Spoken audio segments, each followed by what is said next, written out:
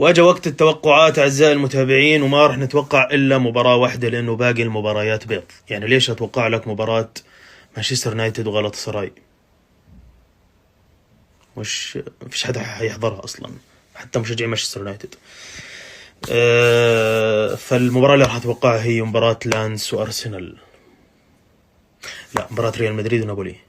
بصراحة مدريد مش بأحسن أيامه، نابولي أحسن من مدريد شوي يعني حاليا، بس هاي بطولة دوري أبطال أوروبا، وريال مدريد في دوري أبطال أوروبا كلنا بنعرف شو بيسوي، فيعني مش مقياس. بس أنا راح أتوقع فيها أهداف.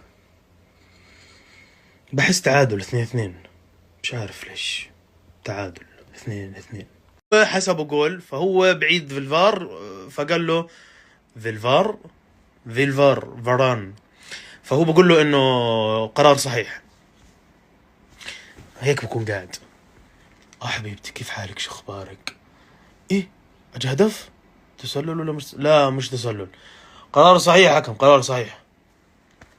شو يا زلمه شو اما الدوري الانجليزي هذا يا اخي؟ لا تقتل المتعه.